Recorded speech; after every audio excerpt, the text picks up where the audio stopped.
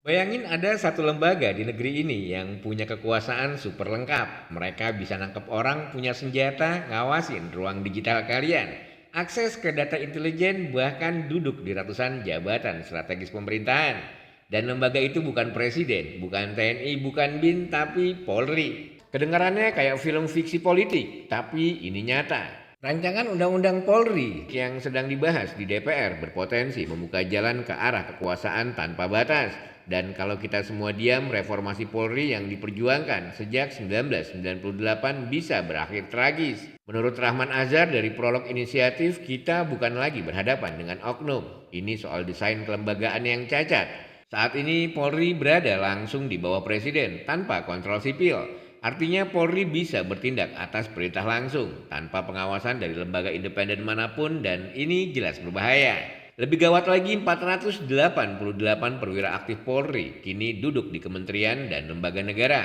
Ini bukan sekedar ekspansi, tapi infiltrasi sistemik. Lewat draft rancangan undang-undang baru, wewenang mereka akan meluas, intelijen, cyber, bahkan urusan militeristik. Padahal semua itu punya institusi masing-masing. BIN, BSSN, TNI. Kenapa Polri ingin semuanya? Alasannya klasik, demi ketertiban dan keamanan nasional. Tapi justru karena alasan itu, pengawasan harus diperkuat. Tanpa kontrol, kekuasaan itu bisa berubah jadi alat represi. Aktivis dibungkam, jurnalis diawasi, warga ditakut-takuti. Bukan nggak mungkin, kritik bisa dikriminalisasi. Solusinya tempatkan Polri di bawah Kementerian Sipil seperti Kementerian Dalam Negeri atau Hukum dan HAM. Ini bukan melemahkan, tapi menyelamatkan demokrasi. Di bawah kementerian akan ada mekanisme kebijakan, transparansi, dan pertanggungjawaban. Kita harus belajar dari sejarah. Negara-negara otoriter tumbuh subur karena satu hal, kepolisian yang terlalu kuat, terlalu otonom, dan tidak diawasi. Jangan sampai itu terjadi di Indonesia.